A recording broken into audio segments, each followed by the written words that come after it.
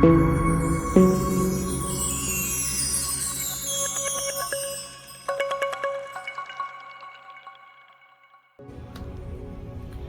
baffe ba Experience TV tukomyewo omulundi omulala ne musumba waffe bambi twongerwa obakubiriza okusubscribinga channel yaffe okusharinga okurikinga yatubeeyanza nnyo abakikola abatulaba obutatanga tuteekayo nga kakutuukako ate nolikinga nofollowinga so tugenda kweyongerayo ne musumba waffe ng'atuwa obulamu bwe tuli mu experience. Musumba otugambye mulaba Yesu lwenasooka omulaba si gumu emirundi emirala mingi naye lwenasookera ddala nali ngenda twalibwa mu ddwaliro mukwano gyange gyali kikolera mu ddwaliro ebitabike gimugisomeke gira gyali kisoma nga kimaliriza namusumba tugende eyo not fine mwana bleedinganga naye mu process nga gye nabadde mbanyumiramu ebangeberakaawo ne mugamba mpa essaawa bbiri ababadde bagoberera bakitegedde bwendi kati Yesu aŋŋamba nti sikozesa balamu nkozesa bafu era leka mbabuulire bassebo ne bannyamba bali eyo omuntu okubeera omuweereza wa Katonda aba alina omuwendo gw'asasula omuwendo ogwo abasinga bagudduka naye omuntu yenna ng'asasudde omuwendo abeerako ekyobwa Katonda kyalina mu bulamu. Yes.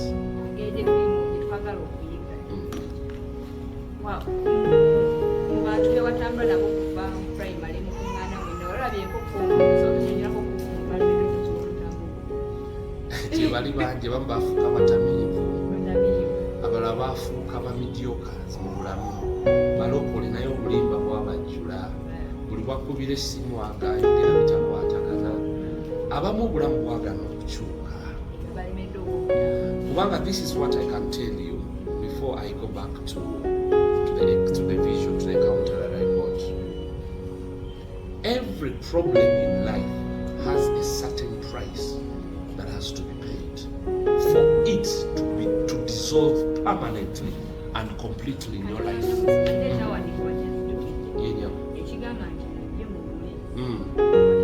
Abatali bigula. Osobola mulimu abantu abasoma ekyawandiikibwa ekyo n'akikiririza naye nga tena kyawadde eyo yadde banyonyola bamanye tewali mafuta gataliiko muwendo. Mukama feesi n'amafuta engeri gye gakolebwamu gateekebwako omuwendo. Omuti oba ebibala ebivaamu amafuta biteekebwa wansi w'omuwendo bisobole okufulumya amafuta.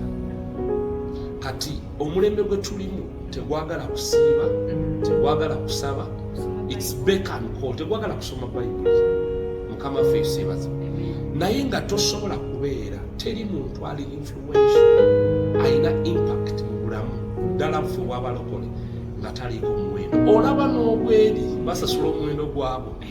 Kati munnange nfuna okukolesebwa nsisinkana Yesu Kristo omulokozi eyafa n'azuukira era emagombe taliiyo bannange bassebo ne bannyabo andaga abamu kuwazumba nategera ku olwo nali so discouraged nti nali nagenda breaking okusiiba kwe nalimu aŋŋamba nono nga tusimbukira ku kikagaati bikajjo Mukama ffe yeebazibwa aŋŋamba nti ngenda kukozesa bulabula ebimu bingi byesasobola kunyonyola kati nayimbira bibulamu bwange. Aŋŋamba tuba twogera ndaba ntwaliddwa ate ewalala mu kifo ekirala nga kiringa theeta nga bw'olaba eddwaliro naye nga ndi mu lusuku olwo lwenjogeddeko ndaba nzigibwamu ebyenda ebikadde nteebwamu ebyenda ebipya olwo bikadde. Jjukira eno namugambye ampa essaawa bbiri ngenda okukomawo mu bulamu obw'ensi buno obuli physical nga mpulira nteredde payini gye nali mpuliranga wansi w'ebyenda oba wansi wano nga tekyaliwo. Ngenda okuyimirira bwe nti nga mponyezeddwa. Ngamba papa Jonathan, bamuyita Jonathan IBC, mukwano gwange ennyo mukyala we, mugamba nti mponye, agamba Yeshua papa twaligenze mu ddwaliro, ne mugamba nteredde, sikyabulidinga sikyayina, kubanga bino ebintu experiences ezimu tolina zinyonyola bantu neba mikwano gyo tebagitegeera, because that's not what they are supposed to go through. Kati nga mugambako kitono nti mpulira mbulitinzeemu kuki, naye nga mbulitingira ddala, nali mulwadde ddala, mugamba nteredde mponye, okuva olwo siddanga mu kulwala byenda, newe nsobola n'okumala ebbanga nga sirya ne sitafuna buzibu ng'ate siri mu busiiba. Alusa ne zibanga ezijja naye ne zibula zokka nga siziwadde naddagala. Lwaki? Kubanga I have a new system, naye n'ekipya, naye lekayo okukola obusaawo bwe nalina okukola nenkomera Kristo. Kira kyatugamba mikwano gyange gisasulibwa, nabo mbayina okuyomba nenga kiseera ne neerwanako netandika okusuzibwa. Omusumba omu kati musumba ali omuyita Trust Sable ne mukyala we Stacy, ng'ate we natandika osula nabo, nga nabo ennyumba si ya bisenge nti ddiro n'ekisenge, ng'ennyumba extra space kate niyekola ki yeyawula, naye ne basalawo okundabirira, ate nga famire yange teyali wala, naye nga Mukama agambye omuwendo ogumu gwolina okusasula famire olina osooka ogikola ki. Bayibuli kyeva egamba nti ayagala obulamu bwe agenda kubufiirwa. Exactly. Naye anaafiirwa obulamu bwe ate ajja kubeera bulamu, ajja kufuna. Okugoberera Kristo kyetaagisa okuta ebintu bingi. Waliwo emikwano gy'ogenda okutamu, waliwo desires z'ogenda okuvaako ogoberere Kristo. Kati ekyo abantu abasinga kyebatamanyi. Aho obulumi bwe batakola ki. Naye ate ne beerabira nti wowaayo ebyo waliwo kye bayita grace. Katonda akwambaza ekisa. Ekisa ge maanyi agakola ennono y'obwakatonda etakolezeka muntu wa bulijjo. Ge maanyi agakusiibya n'obeera awo nga tolidde kintu kyonna naye ng'owulira okusiba. Ge maanyi agakuyingiza mu kusaba n'osaba eddakiika 3 ne ziyitawo, essaawa n'eyitawo, ey'okubiri n'eyitawo, ey'okuna n'eyitawo, paka ssaawa 8 oli yambuza oba oyogera buki. Mubijjawo byebwogera. Yes. Ne mugamba nti omuntu gw'oyagala ng'onyumya naye essaawa ezo zonna by'oyogera naye obijjawo. We wabeerawo enkolagana n'okwagala kw'obwakatonda. In fact, oba toyagala nakulekeraawo okwogera naye yenyawo. Nange bimpeddeko omusumba kuba nange era benneyongeza ddala. Tuli mu experience, abalabi baffe tukyali mu experience. Nga twabagamba tujja leetanga abasajja ba Mukama abanywedde tubalabirenga ku bulamu bwabwe naawe obeera okyolwata. Kati musumba obadde mu ssomero, obadde mukulembeze, ovuddeyo oli papa wano wetuli. Oli musumba. Kati ovaayo ddi olugendo lukyaliwange ne wali nga batakusa. Ebyo byonna gatulina ovaayo ddi bansuza ntuuka nga ndi wansi w'obuweereza buyita Winning with Christ. Bwabeeranga bwakusaba nga bukulemberwa Pastor Samuel Kasanga ne Pastor Remy Ronald. Fido Dido nga tubeerawo buli lwakutaano naye nga buli lwakumi n'omu nga tubeera ku lusozi nga tusaba. Banjigiriza nga bayigirako awo nawo waliwo omuliro gwawo ogw'okugoberera abasumba, to follow those that the Lord has put before you. Because one of the challenges that we have in our generation, in the now generation, we do not know the importance of spiritual authority, or fatherhood, or coverings.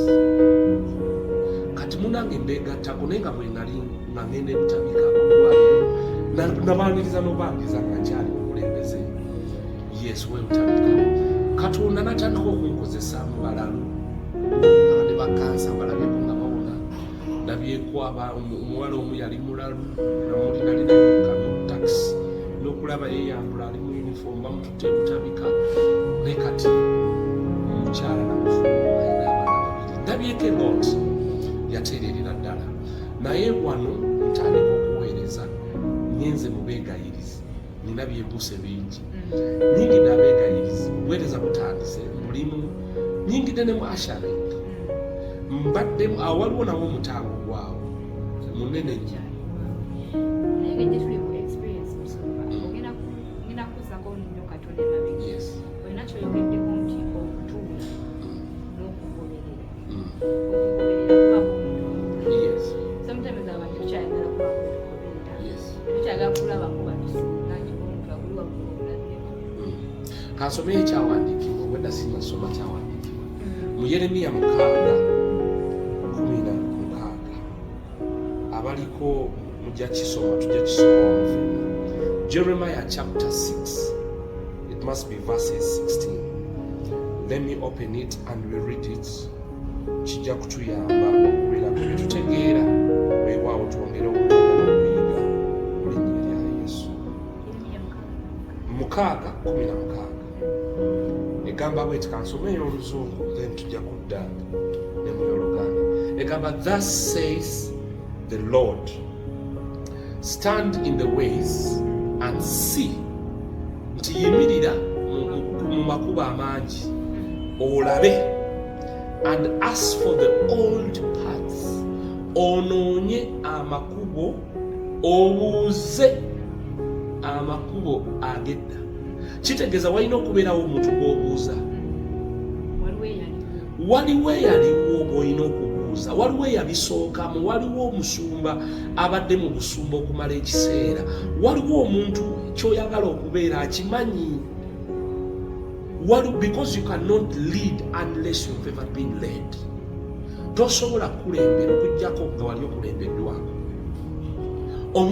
Waliwo omuntu Katonda gwakuteeka mu maaso ng'oyo w'onaamugobera, w'onaamwegattako, w'anaakuyigiriza ennono z'obwa Katonda, ekyo ekiri mu ggwe eky'obwa Katonda kijja kweyongera okuvaayo. Kati wano Bayibuli egambye, Katonda agamba Yeremiya nabbi nti yibirira amasaŋŋanziro w'amakubo amangi obuuze amakubo amakadde. Kitegeeza waliwo omuntu waliwo agamanyi w'olina okubuuza, naye omulembe tegwagala kubuuza, tegwagala makubo makadde. Osanga omuweereza nga spiritual father we Mukama nsonyiwe ye Bishop Ayedepo ali Daigeri, ali Lagos, tamulabangako physically, tayogeranga nako physically, naye kwegamba ate nga ye spiritual father we. It is impossible. Abo babeera bakuza naye tebabeera bakitamu. Kitaawo mumwoyo ayina okubanga amanyire physical location ye, aba asobola okukubira essimu, osobola okwogera naye, asobola okurebukinga ng'olina w'okoze otya, w'okyamira kugamba nti Emma ekyo si kituufu, ye ndaba oli bw'oti, naye tukole bw'oti, Katonda akuwa ekisobola otya. Kati Bayibuli egamba nti ask for the old paths where the good way is. Nti buuza amakubo amakadde, ekkubo eddungi we liri. Kitegeeza walina okubeerawo omuntu. There should be someone that you call a father, that you call a mentor, who will show you the good ways in the old paths. Emaliriza egambe, and walk in it. Olwo ogatambuliremu, naye ogatambuliramu otya nga togatambulirangamu. Kitegeeza olina okulabira ku muntu. Bayibuli kyeva egamba, Pawulo agamba Timoseeyo, imitate me as I imitate Christ. Ndabiraako engeri gye nkozeemu ebintu nze nga bwe nalabira ku Kristo. Bw'otyo bw'oba otambula. Omuntu wakunyiiza okola otya? Omuntu wakuvuga oddamu otya ng'omulokole? Walina okubeerawo omuntu akuyigiriza olabirako. Awo nawo waliwo omuwendo. Kubanga Bayibuli ebayita basajja ba Katonda, si bakatonda ba Katonda, naye basajja. The element of man sometimes comes out, but you have to pay and follow their instructions. Naye kamaliriza kagamba, but they said we will not walk in it. Nti ne bagamba tetujja gatambuliramu. Ne bagaana gwe mulembe gwe tulimu. Tegwagala kusiiba, tegwagala kwogera kugamba nti ekyo kyokoze kifu. Waliwo ebintu bye batayize. your father, especially your spiritual father, knows your destiny. He may not know it fully, but there are instructions that he can give you for your destiny to come to pass.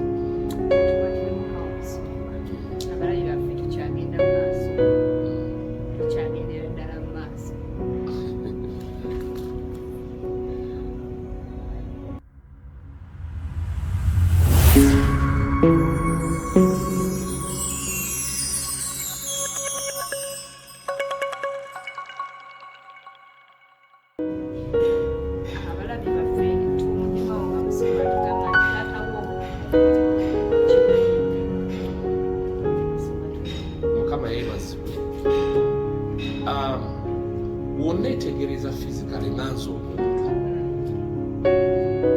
osobola okutegeera abazadde baabwe kubanga abafaanana n'ebintu eby'omwoyo bwetyo we weetegereza empeereza yange teyawukana nnyo n'abakitanga bankuzizza mu mwoyo nsumba Remy Ronald oba okitegeera ne Pastor Kasanga Samuel. Those are all my mentors. I have so many mentors. Naye mu ba mentors abo mubeeramu taata obukitegeera kati your identity is nti nga bwe tunagamba mu bulamu bwa bulijjo tusobola asanga ali ku mufene babatera okutambulira my dad is nsumba gye tumuseka ntumikisikula naye era mulimu bw'otusanga tebagaba n'abaana beewakisekka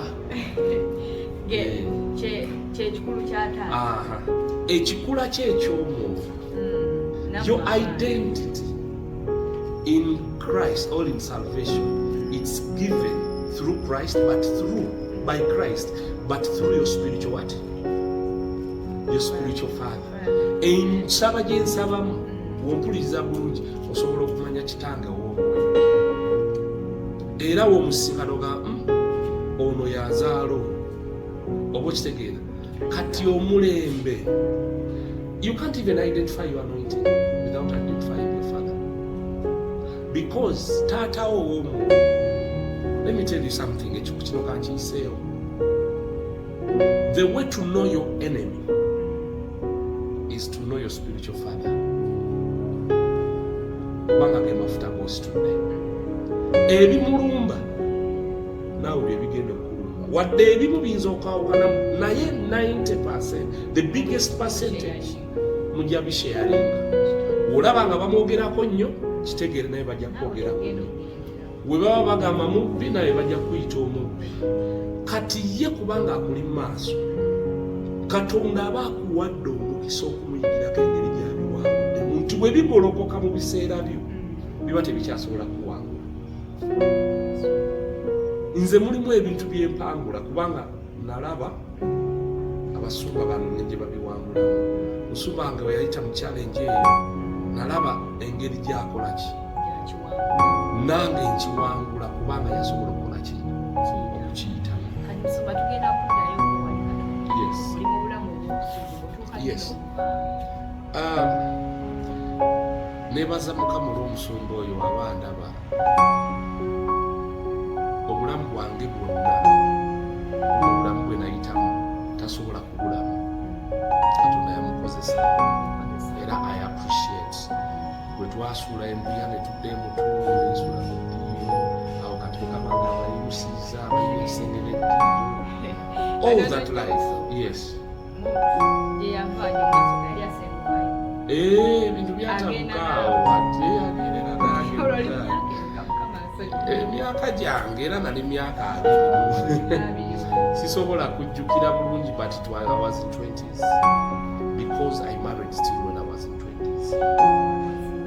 Yes, when I was 27, something like that, 26. Kati munange ntuuka naye omuvaayo naye kisaza kiki Mukama ngamba okuvaayo ye teyakyayagala aveeyo kubanga naye yagala aveeyo nga at least nfunye wewaki ne Mukama ngamba nveeyo simanyi wenzira era nensigala mu bulamu obwo naye waliwo ekifo mu Katonda ebintu ebimu bwe binafunira. There is a place in God that the moment you reach there are things that will never have authority over you again in life. Ebyo byonna bye nayitamu byali binsindika buziba mu Katonda. Byalina okusindika kuba musumba kubanga ozaaliddwa wano. Maama waali. Ne taata waali. Neno oyita mu lugendo. Ne taata waali akyaliwo mpaka kati. Agafa naye ebimu nga ajja biraba bulabi. Ajja kubyekanga tebabimanya abamu, even some of my friends. Oba okitegeera kati munnange nanoonya nnyo Katonda. Katonda onyeewuunyisa. Katonda n'atandika kunampa amafuta neera nga nkyasuzibwa munnange awo. Katonda ampadde amafuta naye nga sirinawo ensula. Kumbe obutakubeera bwa nsula wange ebiseera bye naali ebaseemu nabimala nga nsabuuza. Era nga nsobola okyalyako mukwano gwange omunentulako awo eddakiika 3 zeneebasobesa awo bwebaka gwange nga ngenda mu kusaba nga ngenda mu kunoonya Katonda mu kukola byonna byerina okulebebwa Katonda. Lumeera musumbange yambuuze watuufu osula wanene nsimayiringa ne mugamba olusi nsula eno nensula nambuuze watuufu osula ne mugamba mutumbule nga sindamu nsula ne nga mpeereza mu kibuga ate nga mubuweereza sente zaalimu. Mubuweereza sente zaalimu ate nga nzifuna atya nali Asha nga nfuna eza Asha 23,000 naye ate 23,000 ng'obeera mutungo ne transport tezimala ng'era oluusi otambulawo. Naye kiki kye njagala okulaga nti kye nalina okusasula nakisasula. Ekiseera kituuka surprisingly Mukama ng'akukwasa.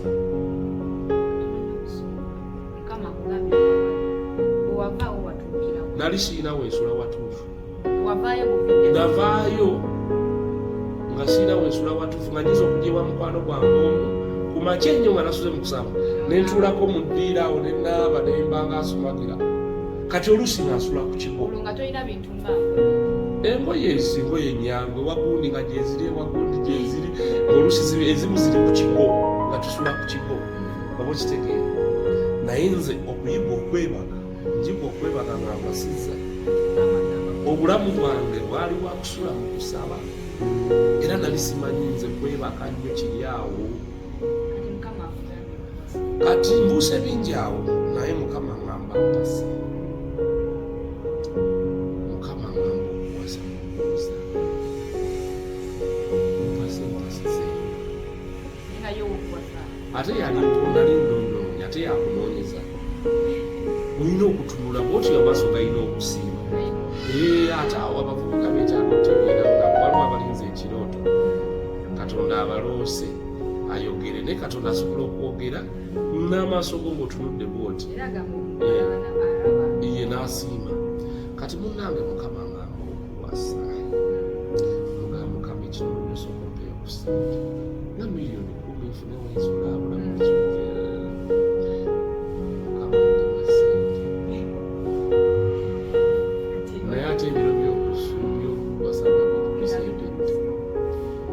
Engeri gye nalina abantu benkulembera waliwo omuwala omusajja bwogera linnya nali papaawe nga mukubira essimu mugambo waayo naye ali mukula mulungi mutoolo mweruyerumunko njagala leka bulungi ate nga mulungi nentulaga ine muganza enkwagala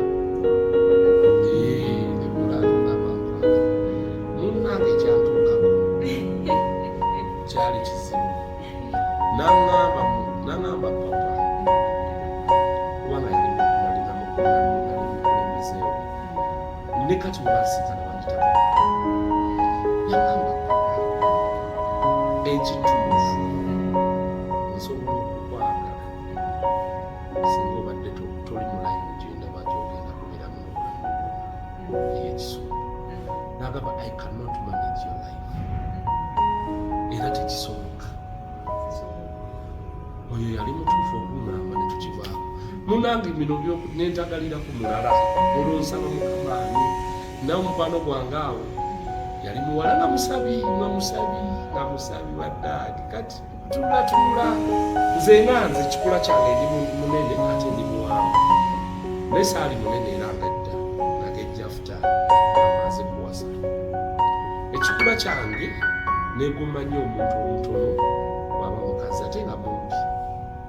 Kati nga waliwo awo mukwano gwange mutunulidde bweti erinnya kateriisimattuke lisijja lyogera up to now she is still my friend. Mugamba waayi nabye njagala okugamba muliramu mugamba gamba nkwagala munnange. Kuba waliwo omuntu ogamba nti omuntu omufolowiza ebbanga ng'omwagala. Twali nali maze emyaka 4 nga tusaba wamu naye nga bya mukwano. Mukama ngamba mpasa ntunula bwe nti neŋŋamba naye ono she can be a wife. Mugamba mbuzaabuza emyezi nga 5 tuli awo akasente akagala olusawo nga nsobola okufunayo omutwalo nsobola okufunayo 5 olwo nga ngendako olusi nensula ewa sisita wange bwentyo nga siina watuufu wensula naye ate nga kuwasa nina owasa. Kati era wenkiteeka mu kutegeera ku mwana w'omuntu wasa otya nga talina wasula. It's not logical, it's not wise. Bananga njogedde naye tutambudde emyezi 5 lumu antuuza mugamba njagala okulaba tugenda KFC nga mukama waalina byatandisa okolaki okukola. Obeeramu n'omutwalo 5 zibeeramu omutwalo 5 gibeeramu mututte ku KFC n'akasente kange nkategeze alidde enkoko yange mugambo wanjagala kuwasa saagala byala. I want to live a life that is straight. Naatunuulira ng'asimayiringa nagamba image tufuuka naisula kamubuuza ku lwaki nagamba tukirindemuko emyaka naye omuwala wakugamba emyaka aba ayagala kukakasa nti embeera gy'olimu ki mbi. Mukama asooka abeereko byakola tusobole okubeera ki. Olwo nali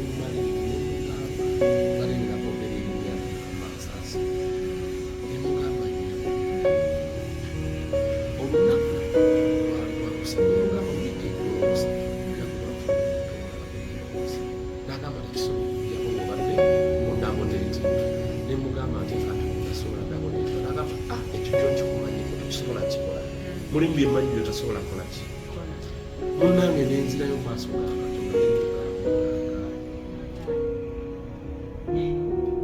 nemugamba nganye kubanga nali nina enkolagana ne Kristo n'okulinda n'okunoonya Katonda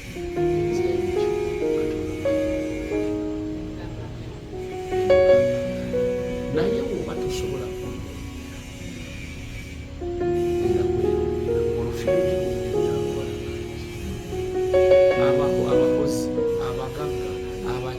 abasaba mu buli sitayiro ate nga bate Katonda ate nga balungi. Kati ng'amaaso gaffe ag'omubiri galina options nyingi zensobola okusala nga bangi nga waliwo n'abali ku lisiti bosobola okutunda n'ogaakamwine noono obakitegeera. Naye ekyo omuwala we yagamba nti Mukama obukale bulimu ekitono naye si kati I'm not ready. Naye nga nzibikira Mukama yali agamba okuwasa yali agamba nti omukazi wenyina okuwa nyumba nina okulaba